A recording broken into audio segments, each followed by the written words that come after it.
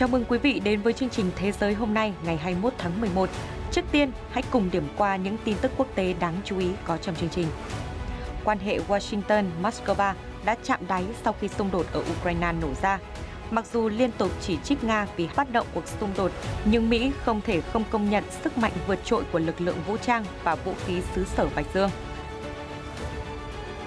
Khi mùa đông đến gần, cuộc sống của người dân ở Ukraine được dự báo sẽ khó khăn hơn nhiều, khi gần một nửa hệ thống cung cấp điện của nước này đã bị hư hại sau các đợt không kích.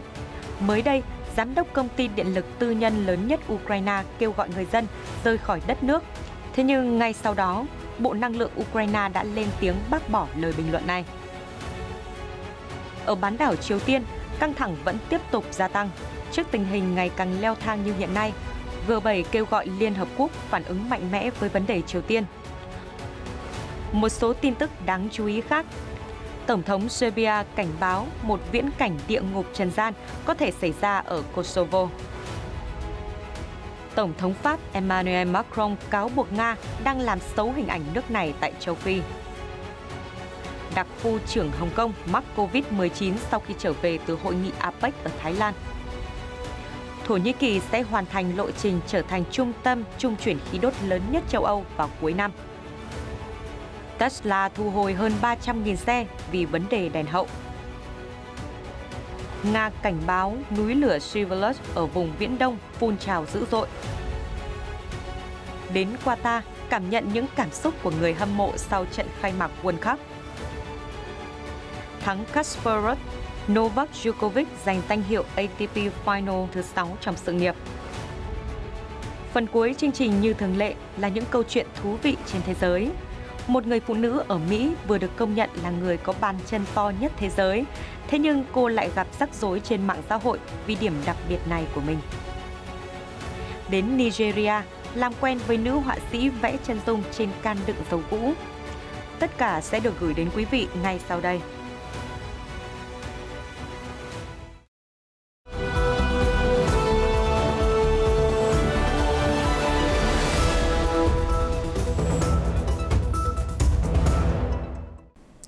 Quý vị đang trở lại chương trình Thế giới hôm nay. Kính thưa quý vị, mối quan hệ giữa Mỹ, Nga đã rơi xuống mức thấp nhất sau khi xung đột ở Ukraine nổ ra. Tuy nhiên, trong vài tuần gần đây, hai nước đã tổ chức một số cuộc gặp mặt bí mật giữa các quan chức cấp cao để thảo luận về vấn đề vũ khí hạt nhân và trao đổi tù nhân. Dù kết quả chưa được công bố, nhưng đây được đánh giá là dấu hiệu cho thấy sự tích cực trong quan hệ của hai cường quốc. Đáng chú ý mới đây nhất, Mỹ bất ngờ dành lời khen có cánh cho lực lượng vũ trang và kho vũ khí của Nga trong bối cảnh Moscow, Washington và NATO vừa thoát khỏi cuộc đối đầu trực diện trong chân tơ cãi tóc sau vụ tên lửa rơi khiến 2 người thiệt mạng ở Ba Lan. Phát biểu tại Diễn đàn An ninh Quốc tế Halifax ở Canada cuối tuần qua, Bộ trưởng Quốc phòng Mỹ Lloyd Austin nói, "Bạn biết đấy, Nga đang sở hữu lực lượng quân đội hùng hậu và vũ khí ấn tượng. Tuy nhiên, điều này cũng không thể giúp họ giành chiến thắng trong cuộc xung đột ở Ukraine", quan chức quốc phòng cấp cao Mỹ nhấn mạnh. Theo Bộ trưởng Austin, Mỹ sẽ tiếp tục sát cánh với Ukraine cho đến khi hòa bình được lập lại, bởi kết quả của xung đột này sẽ góp phần xác định hướng đi của an ninh toàn cầu trong thế kỷ 21. Song vị quan chức Mỹ cũng khẳng định NATO sẽ không bị kéo vào cuộc khủng hoảng an ninh tồi tệ nhất ở châu Âu kể từ khi chiến tranh thế giới thứ hai, trừ khi Moscow phát động đợt tấn công nhằm vào một trong các quốc gia thành viên của khối. NATO về cơ bản là một liên minh quân sự phòng thủ. Hiện số lượng quân Mỹ đồn trú ở châu Âu đã tăng lên hơn 100.000 người và một phần trong số này đã được điều động đến Ba Lan, trở thành lực lượng thường trực đầu tiên của Mỹ ở bờ đông của NATO. Bộ trưởng Austin cho biết thêm. Trong những tháng gần đây, một số quan chức cấp cao của Nga như cựu Tổng thống Dmitry Medvedev tuyên bố rằng lực lượng nước này ở Ukraine không chỉ đang chiến đấu với quân đội của chính quyền Kiev mà toàn bộ NATO. Moscow cũng nhiều lần cáo buộc phương Tây đang muốn kéo dài xung đột khi liên tục bơm vũ khí cho Ukraine.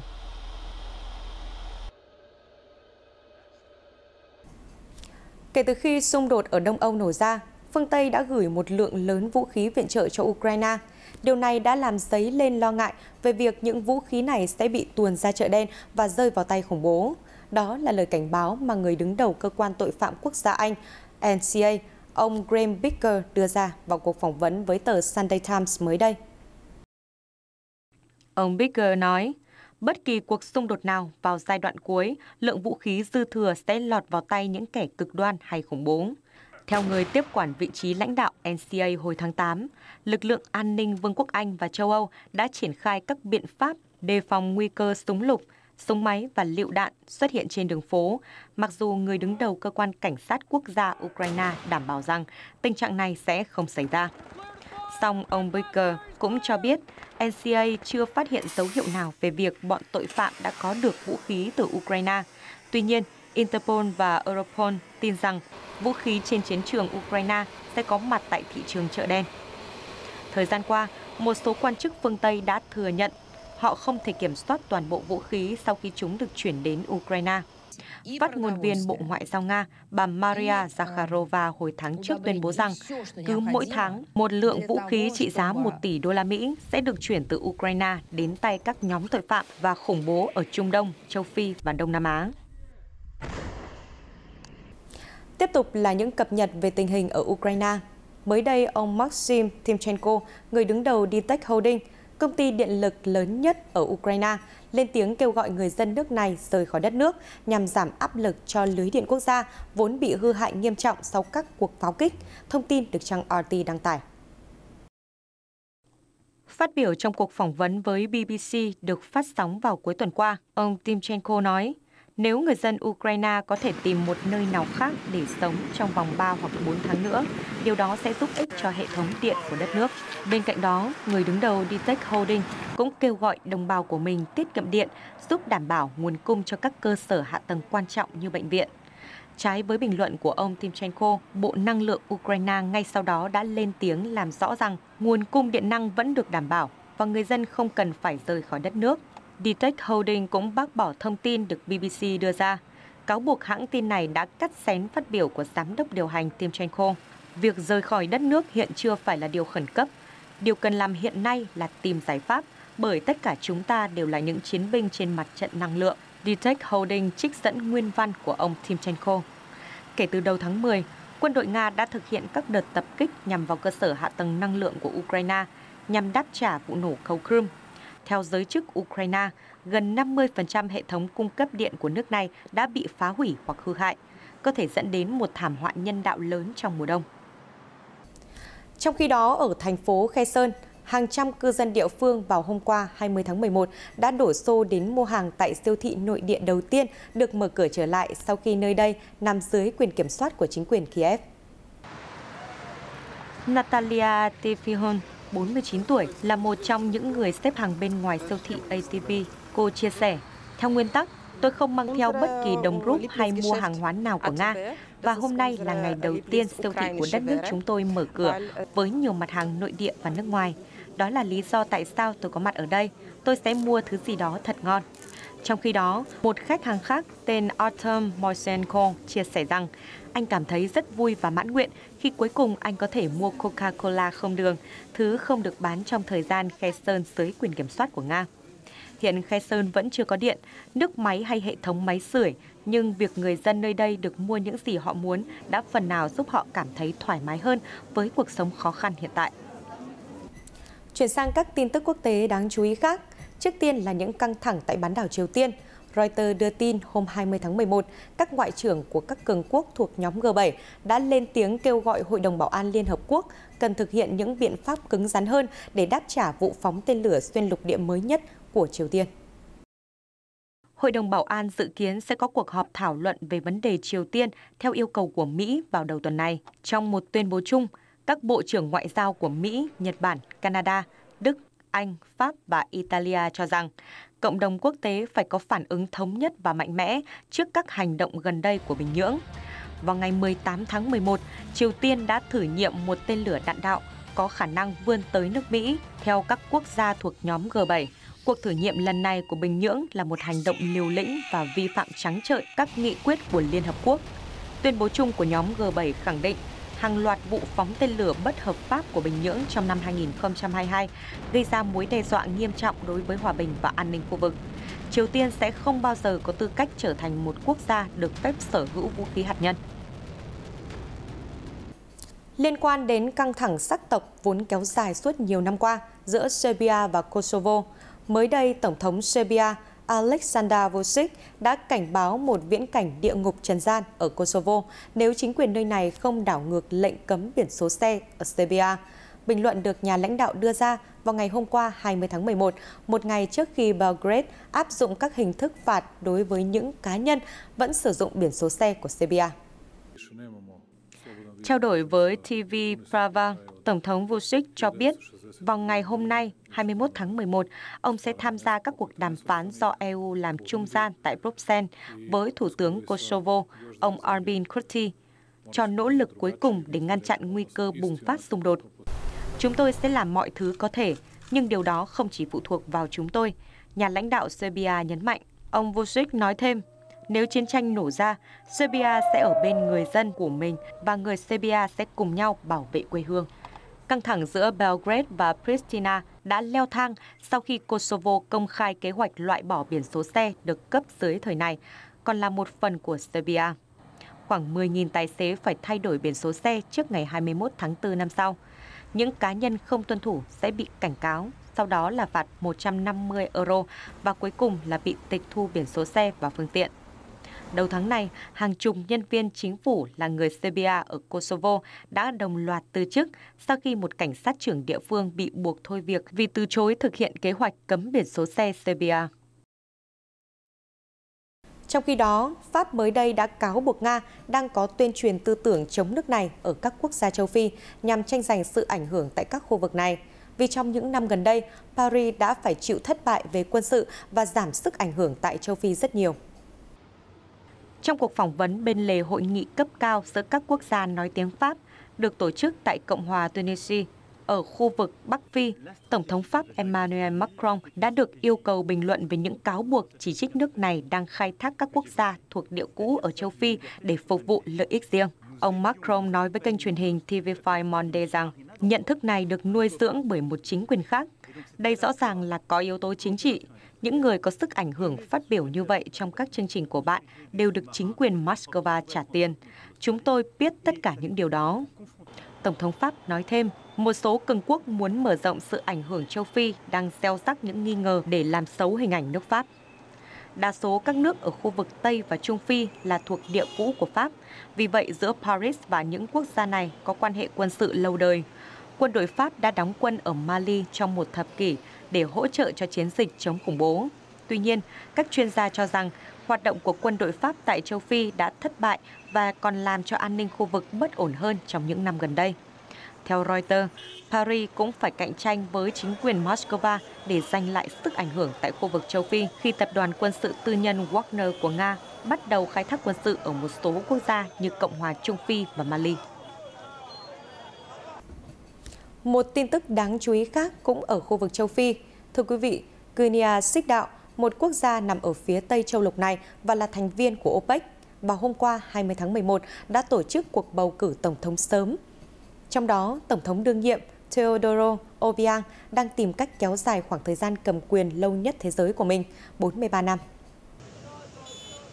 Guinea Xích Đạo với khoảng 1,5 triệu dân đã có 2 đời tổng thống sau khi giành độc lập khỏi Tây Ban Nha vào năm 1968, là Tổng thống đương nhiệm Obiang, 80 tuổi, và chú ông Francisco Macias Nguema, người bị phế truất trong cuộc đảo chính vào năm 1979. Trong 5 cuộc bầu cử kể từ đó đến nay, ông Obiang thường giành khoảng 90% phiếu bầu. Cuộc bầu cử tổng thống được tổ chức sớm, diễn ra cùng thời điểm với các cuộc bầu cử quốc hội và chính quyền địa phương. Giải thích về việc này, Tổng thống Obiang cho biết là để tiết kiệm ngân sách do khủng hoảng kinh tế. Sản xuất dầu khí chiếm 3/4 doanh thu của Guinea Xích Đạo, nhưng trong những năm gần đây, quốc gia này đã chứng kiến sự sụt giảm sản lượng còn khoảng 93.000 thùng mỗi ngày, so với 160.000 thùng mỗi ngày vào năm 2015. Ngoài vị trí tổng thống, người dân sẽ bỏ phiếu bầu ra 100 thành viên hạ viện, 55 trong số 70 thượng nghị sĩ và các thị trưởng địa phương.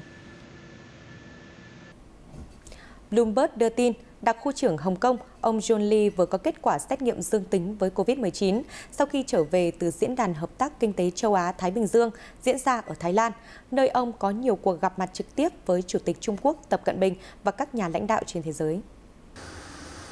Theo thông báo của chính quyền Hồng Kông, ông John Lee sẽ thực hiện các biện pháp phòng chống dịch theo quy định và vẫn làm việc trong thời gian cách ly. Chuyến thăm Thái Lan hồi tuần trước là chuyến công du nước ngoài đầu tiên của ông Lee trên cương vị là đặc khu trưởng Hồng Kông, nhằm quảng bá vị thế của thành phố như một trung tâm tài chính toàn cầu và thu hút vốn đầu tư sau nhiều năm nơi này bị cô lập bởi các chính sách Zero Covid nghiêm ngặt, khiến tăng trưởng kinh tế sụt giảm. Tại APEC, ông Lee đã nhiều lần tiếp xúc với Chủ tịch Trung Quốc Tập Cận Bình mà không đeo khẩu trang. Ngoài ra, đặc khu trưởng Hồng Kông còn gặp gỡ đại sứ Trung Quốc tại Thái Lan, ông Hàn Chí Cường, Chủ tịch nước Việt Nam, ông Nguyễn Xuân Phúc, Phó Thủ tướng kiêm Bộ trưởng Năng lượng Thái Lan, ông Sumpathanapong Phumiechaw, cùng nhiều nhà lãnh đạo quan chức cấp cao khác. Hồng Kông đã dần nới lỏng các biện pháp phòng chống dịch kể từ mùa hè trong nỗ lực khôi phục nền kinh tế. Song giống với Trung Quốc đại lục, Hồng Kông hiện chứng kiến đợt bùng phát Covid-19 mới với số ca mắc gia tăng nhanh chóng. Trong 24 giờ qua, thành phố ghi nhận gần 8.000 ca mắc mới và 13 trường hợp tử vong. Cùng chuyển qua các tin tức nổi bật về kinh tế năng lượng. Thưa quý vị, hồi tháng 10, Tổng thống Nga Vladimir Putin đã đề xuất sử dụng đường ống nối sang Thổ Nhĩ Kỳ để cung cấp khí đốt cho Liên minh châu Âu EU như một phương án thay thế đường ống Nord Stream 1, vốn gặp sự cố rò rỉ gần đây. Điều này sẽ giúp Thổ Nhĩ Kỳ trở thành trung tâm trung chuyển khí đốt lớn nhất châu Âu. Tổng thống Thổ Nhĩ Kỳ Recep Tayyip Erdogan vào thời điểm đó đã hoan nghênh ý tưởng của người đồng cấp Putin, và phía Ankara mới đây cho biết lộ trình thực hiện kế hoạch này sẽ được hoàn thành vào cuối năm nay, thông tin được trang RT đăng tải. Theo trang RT, Bộ trưởng Năng lượng Thổ Nhĩ Kỳ Festomez đã tiết lộ thông tin trên vào cuối tuần qua, đồng thời cho biết trung tâm trung chuyển khí đốt tự nhiên từ Nga đến châu Âu sẽ được xây dựng ở khu vực phía Tây Thrace. Theo Tổng thống Nga Vladimir Putin, trung tâm khí đốt ở Thổ Nhĩ Kỳ không chỉ dùng để phân phối mà còn phục vụ các mục đích xác định giá và ngăn chặn việc chính trị hóa năng lượng. Hiện Nga đang cung cấp khoảng 44% lượng khí đốt tiêu thụ của Thổ Nhĩ Kỳ. Theo Bộ trưởng Donmes, nước này không phải lo lắng về nguồn cung năng lượng trong mùa đông này. Thưa quý vị, mới đây Tesla, nhà sản xuất xe điện của tỷ phú Elon Musk đã thông báo thu hồi khoảng 321.000 xe thuộc mẫu Model 3 2023 và Model Y 2020-2023 ở thị trường Mỹ do vấn đề đèn hậu. Theo Cục Quản lý An toàn Giao thông Quốc gia Mỹ, gọi tắt NHTSA, quyết định được Tesla đưa ra sau khi hãng nhận được một số khiếu nại của khách hàng, chủ yếu ở thị trường nước ngoài, cho rằng đèn hậu của xe không hoạt động. Hãng cho biết sẽ triển khai một bản cập nhật qua mạng để khắc phục sự cố đèn hậu, đồng thời nhấn mạnh cho đến nay chưa có bất kỳ báo cáo nào về tai nạn hay thương tích liên quan đến vấn đề này. Đây là đợt thu hồi xe thứ hai của Tesla chỉ trong vòng một tuần. Trước đó, hãng xe của Elon Musk đã thu hồi 30.000 xe thuộc mẫu Model X do túi khí bảo vệ hành khách ngồi phía trước bung không đúng cách. Thông tin này đã khiến cổ phiếu của Tesla giảm gần 3% trong phiên giao dịch hôm 18 tháng 11, mức thấp nhất trong gần 2 năm. Nhìn chung, kể từ đầu năm đến nay, Tesla đã thực hiện 19 đợt thu hồi khoảng 3,7 triệu xe. Sau đây là những thông tin xã hội thể thao đáng chú ý trên thế giới. Thưa quý vị, trong một thông báo hôm qua, 20 tháng 11, cơ quan chức năng Nga cảnh báo núi lửa Svyatozhsk trên bán đảo Kamchatka thuộc vùng Viễn Đông đã thức dậy và có nguy cơ phun trào dữ dội. Đài quan sát núi lửa Kamchatka thông báo trên trang web rằng vòm dung nhan trên miệng núi lửa đang tiếp tục hình thành, kèm với đó là các cột khói lớn. Quá trình này có thể gây ra một số vụ nổ hoặc lở tuyết bất cứ lúc nào. Hãng thông tấn RIA dẫn lời ông Alexei Ozerov, Giám đốc Viện Núi lửa và Địa chấn học tại vùng Viễn Đông cho biết, vào ban đêm, các vòm dung nham phát sáng gần như trên toàn bộ bề mặt miệng núi lửa. Đây là hiện tượng thường thấy trước một vụ phun trào mạnh mẽ. Svyatozhsk là một trong những ngọn núi lửa lớn nhất và hoạt động mạnh nhất trên bán đảo Kamchatka. Nó cao gần 3.300 mét và đã phun trào khoảng 60 lần trong 10.000 năm qua. Theo NASA, lần phun trào mạnh nhất gần đây của núi lửa này là vào năm 2007. Thưa quý vị, vào tối hôm qua, theo giờ Việt Nam, kỳ World Cup 2022 đã chính thức bắt đầu diễn ra tại Doha, Qatar, sau rất nhiều sự mong chờ. Trận khai mạc giữa đội chủ nhà Qatar và Ecuador khép lại với chiến thắng 2-0 dành cho đại diện Nam Mỹ, mang đến nhiều cung bậc cảm xúc cho người hâm mộ. Ener Valencia, tiền đạo 33 tuổi với biệt danh siêu nhân, đã ghi 2 bàn thắng mang về 3 điểm cho Ecuador trong lần đầu tiên sau 8 năm đại diện Nam Mỹ trở lại với vòng chung kết World Cup. Người hâm mộ Ecuador đã đổ xuống đường ăn mừng chiến thắng sau khi rời sân Abay, hát vang quốc ca và tung cờ. Tôi đang rất phấn khích. Huấn luyện viên đã đưa ra một chiến thuật tuyệt vời. Hiệp 2, đội bóng thi đấu khá chắc chắn, nhưng quan trọng là chúng tôi đã có 3 điểm, đập tan những nghi ngờ Ecuador không thể chịu nổi sức ép trong trận chung kết. Một trận khai mạc trong mơ, thật vinh dự khi chúng tôi được trực tiếp chứng kiến. Chúng ta đều biết 3 điểm trong trận khai mạc quan trọng như thế nào với Ecuador. Trong bản đấu còn có Hà Lan và Senegal. Chúng tôi hy vọng đội nhà sẽ tiếp tục giành thêm nhiều điểm số để tiến sâu vào vòng trong.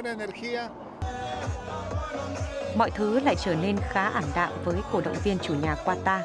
Đội bóng vùng vịnh đang cảm nhận rõ áp lực ở sân khấu vĩ đại trong lần đầu tiên góp mặt. Thậm chí nhiều cổ động viên không mấy lạc quan về khả năng đi tiếp của đội chủ nhà sau trận thua này. Tôi rất buồn, mọi thứ diễn ra không như mong đợi. Chúng tôi đã cố gắng tìm cơ hội trong hiệp 2, nhưng khán giả vẫn tự hào về các cầu thủ, dù chúng tôi biết những trận đấu sắp tới sẽ rất khó khăn. Lượt trận tới, Qatar sẽ gặp Senegal, trong khi Ecuador đối đầu cùng Hà Lan. Trong khi đó, ở môn quần vợt, Novak Djokovic đã đánh bại Casper Ruud trong trận đấu cuối cùng khép lại mùa giải quần vợt nhà nghề nam thế giới năm nay, qua đó thiết lập một cột mốc mới tại giải ATP Finals. Cựu số 1 thế giới Novak Djokovic đã đánh bại tay vợt hạng 4 người Na Uy Casper Ruud với điểm số 7/5, 6/3 trong trận chung kết ATP Finals. Casper Ruud trận này mắc khá nhiều lỗi đánh hỏng và một tình huống xử lý thiếu chính xác đã khiến anh để mất bàn giao bóng trong thời điểm then chốt ván đầu tiên. Tay vợt người Serbia đã khép lại 2 ván đấu bằng một pha giao bóng ăn điểm trực tiếp và ghi tổng cộng 9 cú ace trong trận. Đây là danh hiệu ATP Final đầu tiên của Nole kể từ mùa giải 2015, qua đó giúp anh san bằng kỷ lục đoạt 6 chức vô địch giải kết thúc mùa của huyền thoại Roger Federer. Casper đang thi đấu rất tốt nên tôi phải tập trung từ đầu đến cuối, từng điểm số, từng pha bóng, bởi mỗi tình huống có thể thay đổi cuộc diện trận đấu. Tôi nhắc mình phải tập trung bởi tôi đã chờ suốt 7 năm để một lần nữa được tận hưởng cảm giác tuyệt vời này, nâng cao danh hiệu ATP Finals. Chức vô địch ATP Finals mang về cho Djokovic số tiền thưởng lớn nhất từ trước đến nay trong môn quần vợt với hơn 4,74 triệu đô la Mỹ. Đây cũng là danh hiệu thứ 91 trong sự nghiệp của tay vợt 35 tuổi người Serbia. Kính thưa quý vị, Tanya Herbert, 39 tuổi, đến từ Houston, Mỹ, vừa được sách kỷ lục Guinness Thế giới công nhận là người phụ nữ có bàn chân to nhất thế giới. Gặp khó khăn trong việc tìm đôi giày vừa chân, cô đã đăng thông báo lên mạng xã hội, nhưng Tanya lại gặp phải những rắc rối không đáng có. Tanya Herbert có kích thước bàn chân phải là 33,09 cm và chân trái là 32,48 cm. Nhiều năm nay, cô thường phải đi giày của nam khi gặp khó khăn trong việc tìm được đôi giày cỡ 18 của nữ. Tanya quyết định đăng thông tin tìm kiếm lên mạng xã hội, nơi cô thường xuyên kết nối với những người có bàn chân to giống mình. Bên cạnh lời khuyên về việc Tanya nên đặt làm một đôi giày cho kích cỡ bàn chân của mình, cô gái cũng phải nhận về những phản hồi không mấy tích cực. Một số người theo dõi đã nhắn tin cho tôi và yêu cầu tôi gửi thêm nhiều bức ảnh chụp bàn chân cho họ. Điều này có hơi kỳ quái và có thể họ sẽ sử dụng chúng cho nhiều mục đích khác nhau, có thể là quảng cáo để kiếm tiền, Tanya chia sẻ. Tanya Herbert cũng cao 2,05 m, chỉ thấp hơn 7 cm so với người phụ nữ cao nhất thế giới còn sống ở Thổ Nhĩ Kỳ. Vào đầu tháng 4 năm nay, được bạn bè và người thân động viên, cô đã đăng ký thiết lập kỷ lục Guinness về đôi bàn chân to nhất và được công nhận. Tanya hy vọng với thành tích đó, các công ty giày sẽ quan tâm nhiều hơn đến những cỡ chân đặc biệt của khách hàng. Cuối chương trình, hãy cùng chúng tôi làm quen với Adeyemi, một họa sĩ người Nigeria đã gây ấn tượng khi vẽ những bức chân dung mà khuôn mặt của chủ thể tạo tác trên những can nhựa chứa dầu đã qua sử dụng. Câu chuyện về nữ họa sĩ này cũng sẽ là lời chào tạm biệt của chúng tôi trong chương trình ngày hôm nay. Cảm ơn quý vị đã quan tâm theo dõi. Oluwajunwolo Adeyemi lớn lên và quen với hình ảnh mẹ cô vứt lượng lớn can nhựa đựng dầu ăn khi bà mở một cửa hàng thực phẩm ở thành phố Lagos. Chỉ một phần nhỏ trong số lượng lớn rác thải nhựa này được tái chế. Điều đó thôi thúc cô sinh viên người Nigeria biến những chiếc can nhựa thành vật liệu sáng tạo nghệ thuật. Cô cắt lấy phần trên của can và vẽ chân dung lên đó. Tay cầm là phần mũi và miệng can làm miệng, kết hợp với vải và dây thừng để tạo thêm các chi tiết. Những khuôn mặt độc đáo đó trở thành điểm nhấn trong những bức vẽ chân dung của Adeyemi. Mẹ tôi bán thức ăn, vì vậy bà thường dùng 5 đến 25 lít dầu ăn mỗi ngày. Nhưng tôi cảm thấy việc vứt bỏ chúng rất lãng phí và gây ô nhiễm. Khi vẽ tranh, tôi muốn gương mặt của nhân vật phải truyền được cảm xúc đến người xem. Tôi nghĩ đến những chiếc can nhựa, nó còn giúp tôi truyền đi thông điệp về môi trường. Từ việc tận dụng những chiếc can cũ của mẹ và vẽ lên đó bằng sơn móng tay, cô sinh viên chuyên ngành marketing 20 tuổi giờ đã tổ chức thành công 2 buổi triển lãm. Một trong các tác phẩm của cô đã được bán với giá 1.000 đô la Mỹ.